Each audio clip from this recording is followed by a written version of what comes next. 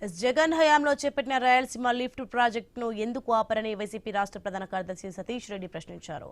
ఈ ప్రాజెక్టును అడ్డుకుంటామన్న తెలంగాణ సీఎం రేవంత్ రెడ్డి వ్యాఖ్యలను చంద్రబాబు ఎందుకు ఖండించలేదని ప్రశ్నించారు. రాయలసీమలో ఒక్క ఇరిగేషన్ ప్రాజెక్టు ముందుకు సాగడం మండిపడ్డారు. ఈ ప్రాంతంపై కూటమి ప్రభుత్వం నిర్లక్ష్యంతో వ్యవహరిస్తోందని సతీష్ రెడ్డి ఆరోపించారు. పోతిరెడ్డిపాడు నుంచి ఉద్యమం మొదలవుతోందన్నారు.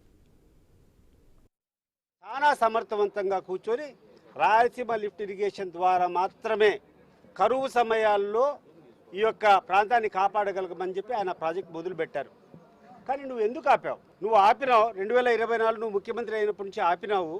ఓ పక్కన తెలంగాణ ముఖ్యమంత్రి నా ప్రమేయం వల్లనే నేను నచ్చజెప్పడం వల్లనే ఆపినాడని చెప్పి ఆయన చెప్తున్నాడు.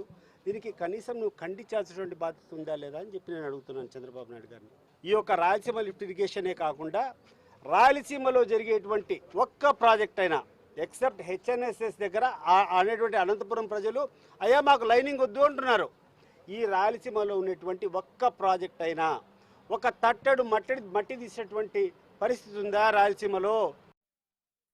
జగన్మోహన్ ఇక రాయలసీమకు శ్రీశైలం ప్రాజెక్టే ఆధారమని మాజీ ఎమ్మెల్యే రఘురామిరెడ్డి అన్నారు.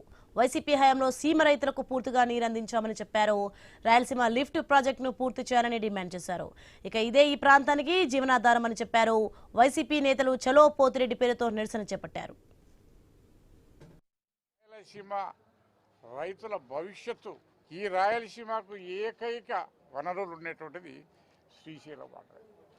ఈరోజు మనకు తెలుగం కానీ, గాలేరు నగర్ కానీ, హంద్రీ డీవా కానీ, ఎస్ఆర్బీసీ కానీ వీటన్నిటికూ మూలాధారం శ్రీశైలం వాటర్.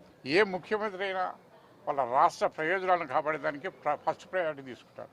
రాయలసీమకు చేయాలని తపన మీద చేసినటువంటి నాయకులే చూశాను. కానీ రాయలసీమ వాసే ఉండి కూడా చంద్రబాబు నాయుడు మరి ఈ యొక్క రాయలసీమ లిఫ్టు అవసరం లేదు, దానికి అంత ప్రయారిటీ ఇవ్వాల్సిన అవసరం లేదు అని అంటున్నాను. ఇంత ఘోరమైన